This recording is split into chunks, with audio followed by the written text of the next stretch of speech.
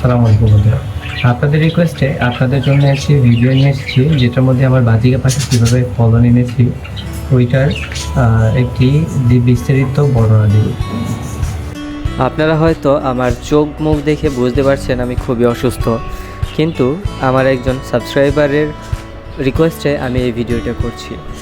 বর্তমান পরিবেশে করোনার মতো অনেক ভাইরাল জ্বর বের হচ্ছে, তো আমি দোয়া করব এবং আশা করব আপনারা সবাই ওইটা থেকে সুস্থ থাকবেন, দূরে থাকবেন। তো আমার চোখ আর মুখ দেখে আজকে কোনো জাজ না করে আজকে শুধু পাখির বিষয়ে শিখুন। আর পাখির ভিডিও এতটা বড় হওয়ার কারণে আমি এটাকে দুই ভাগে ভাগ করেছি, আপনারা কাইন্ডলি এটা নিজেদের মতো দেখে নেবেন। পাখি পালার প্রথম শর্ত হচ্ছে আপনাকে পাখি চিনতে হবে, কারণ একজোড়া পাখি যখন আপনি চিনবেন যে এই পাখিগুলো ভালো ফল দিবে, তখনই আপনি এই পাখিগুলো কেনার চিন্তা ভাবনা করবেন। ফল অর্থাৎ তো বুঝবেন যে পাখির বাচ্চা দেওয়া। তো আমি যেগুলো পাখি কিনি সবসময় যাচাই বাছাই করে ভালো পাখিগুলো কেনার চেষ্টা করি, কারণ আপনি আমার প্রিভিয়াস ভিডিওগুলোতে দেখলে বুঝতে পারবেন যে আমি পাখিগুলো চুজ করি এরকমভাবে যে ওদের ফিটনেস কেমন। ফিটনেস মানে এই না যে ওদের হেলথ মোটা বেশি বা ওদের ফেদার বেশি, এরকম কিছু দেখি। ওদের ফিটনেসটা হচ্ছে ওদের চঞ্চলতা, ওদের দৌড়ঝাঁপ, উড়াউড়ি, বা ওদের যেই শরীরের স্বাভাবিক গঠন, ওই গঠনটা দেখি। আর ওদের শরীরের কালারটা দেখি, মানে ঠোঁটের কালারটা দেখি। ঠোঁটের কালারটা বলতে মানে আপনার নাকে যে কালারটা হয় ওইটা বেশিরভাগ টাইমে আপনি অসুস্থ পাখি বা দুর্বল পাখি দেখলে বুঝতে পারবেন যে ওদের কালারগুলো খুবই ফ্যাকাশে হয়। ফিমেলদের ক্ষেত্রে একটু অসুবিধা হয় বুঝতে, কিন্তু মেলদের ক্ষেত্রে এটা বুঝতে অতটা অসুবিধা হয় না। তো আপনারা পাখি যদি নতুন পালক হন তাহলে আমি রিকোয়েস্ট করবো যে আপনারা একদম ছোট বাচ্চা থেকে শুরু করবেন, কারণ বাচ্চা পাখি আপনারা সুন্দর করে বা ঠিক করে পালতে পারবেন। কিন্তু বড় পাখি যদি আপনারা ক্রয় করেন তাহলে ওই পাখিগুলো আপনার এরকম হবে যে আপনারা ভালোভাবে পালতে পারবেন না, বা আপনারা যার কাছ থেকে পাখি নিয়ে আসবেন সে আপনাকে ভালো পাখি নাও নিতে পারবেন, আপনারা না চেনার কারণে। তো বাজিকা বা যে কোনো পাখি যদি কখনো স্টার্ট করেন, প্রথম শর্তই হচ্ছে আপনি হয় 1 মাসের পাখি নিয়ে আসেন, আর না হয় একদম বাচ্চা পাখি যেটা মাত্র উড়তে শিখেছে এরকম পাখি নিয়ে আসেন। 1 মাস, 1.5 মাস, 2 মাসের পাখি যদি আপনার ভালো করে যদি কেউ ফার্ম থাকে তার আগে থেকে নিয়ে আসতে পারেন, কারণ ফার্ম থেকে যারা দেয় মোটামুটি তারা সবাই ভালো রেসপন্স, ভালো পাখি দেয়। কিন্তু দোকান থেকে আপনি যখন বেছে নিয়ে আসবেন আপনি অতটা ভালো বুঝবেন না, আর দোকানের পাখিগুলো অতটা কোয়ালিটিও ভালো থাকে না। আপনি বাঞ্চ পাখি বুঝবেন না, বা ওই পাখিটা কেমন ডিম দিচ্ছে কিনা বা ডিমের কোনো সমস্যা আছে কিনা এটা বুঝবেন না। তো আমার সাজেশন হচ্ছে আপনি যখন পাখি পালা স্টার্ট করবেন তো তখন পাখি অবশ্যই বাচ্চা থেকে স্টার্ট করবেন। আপনি 1 জোড়া নেন, 2 জোড়া নেন, 10 জোড়া নেন, বাচ্চা থেকে স্টার্ট করবেন। কারণ আমি যখন পাখি স্টার্ট করেছিলাম তখন আমি পাখি স্টার্ট করেছিলাম মোটামুটি 10 জোড়া দিয়ে, কিন্তু সবগুলো ছিল সেমি অ্যাডাল্ট। সেমি অ্যাডাল্ট মানে হচ্ছে ওই পাখি বাজিকা পাখি সর্বোচ্চ 4 মাসের মধ্যে ডিম বাচ্চা করে।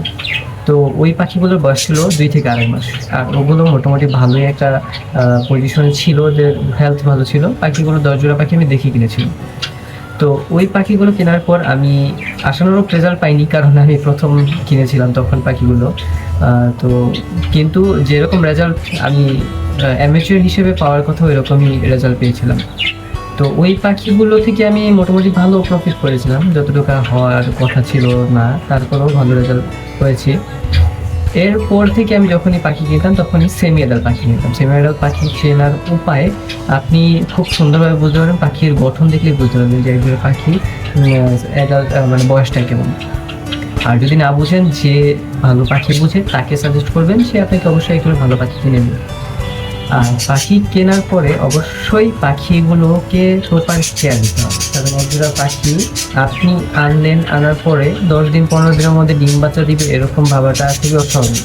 পাখি আনার পরে যদি ওই পাখি ভালো হয়, বাঞ্চ পাখি হয়, ওই পাখি যদি না হয়, যদি ভালো পাখি হয়, তাহলে আপনার পাখি 20 দিন থেকে 1 মাসের মধ্যে, যদি অ্যাডাল্ট পাখি হয় 1 মাসের মধ্যে ডিম বাচ্চা করবে, যদি আপনি ভালোভাবে কেয়ার করতে পারেন। আর যদি এরকম হয় যে আপনি পাখি নিয়ে এসেছেন কিন্তু পাখি ওইরকম ভালো কোয়ালিটির না, বা বাঞ্চ পাখি বাজার থেকে কিনলে যেরকম হয় মাঝে মধ্যে আপনি বাঞ্চ পাখি কিনে নিয়ে আসবেন, তো ওই পাখিগুলো কিনে নিয়ে এসে আপনার মাঝে মধ্যেই দেখবেন আপনার পাখিগুলো ডিম বাচ্চা করবে না।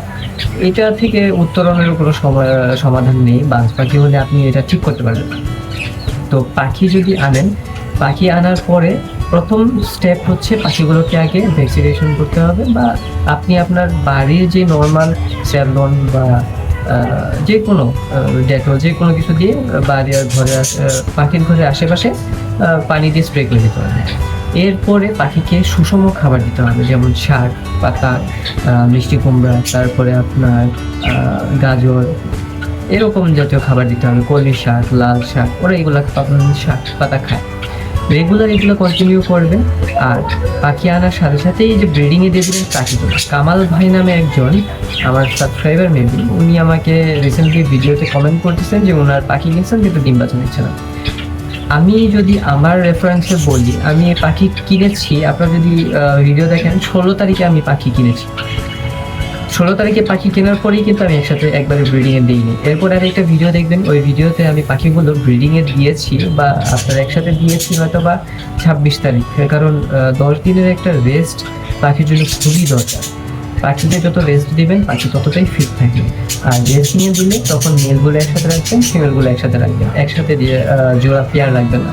এতে কি হবে যে ওরা ওদের মতো আবার ব্রিডিং করে নেবে, তাহলে ওটা কোনো রেস্টিংই হবে না।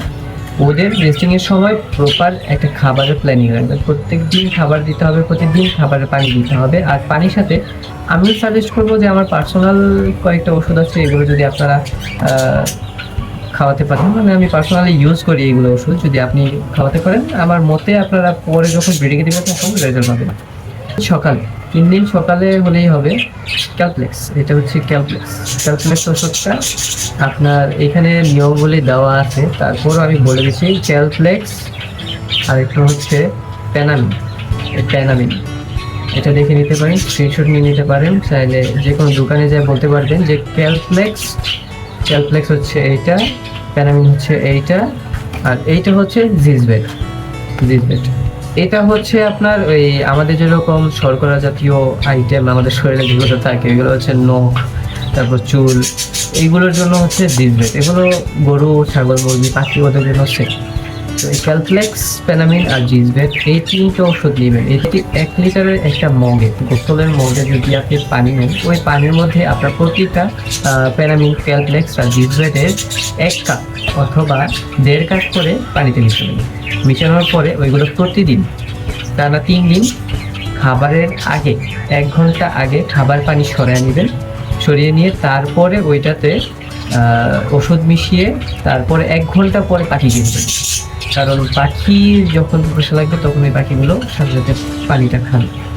আর এর সাথে আপনার শাক, গাজর, এগ ফুড এগুলো কন্টিনিউ করবেন, কারণ এগুলো পাখির জন্য খুবই ইম্পর্টেন্ট একটা আইটেম। তো আমি আমার পাখিগুলোকে আনার পরেই 10 দিন রেস্টিংয়ে দিয়েছি। আর 10 দিন রেস্টিংয়ের মধ্যে আমি সত্যি কথা বলতে আমি এগুলো কন্টিনিউ করেছি 4 দিন কি 5 দিনের মতো, কারণ আমার পাখিগুলো দুর্বল থাকার কারণে আমি এই জিজবেটটা এটা একটা ভিটামিনের মতো কাজ করে। আবার এই যে ক্যালপ্লেক্স যেটা আছে এটাও একটা ভিটামিনের মতো কাজ করে। হ্যাঁ, ক্যালসিয়ামের, এটা খুবই ক্যালসিয়ামের কাজ করে। তো এই ক্যালসিয়ামের যে 2টা ওষুধ আছে, এই 2টা ওষুধ 4 দিন 5 দিনের মতো কন্টিনিউ করেছি, কারণ আমার পাখিগুলো একটু দুর্বল ছিল, কারণ এক জায়গা থেকে আরেক জায়গায় আনা হতো। যদি আপনার রেগুলার পাখি হয়ে থাকে তাহলে আপনি 3 দিন 4 দিন কন্টিনিউ করতে পারেন। তো 3 দিন 4 দিন কন্টিনিউ করার পরে পাখিকে রেগুলার শাক সবজি আর এগ ফুড দিবেন।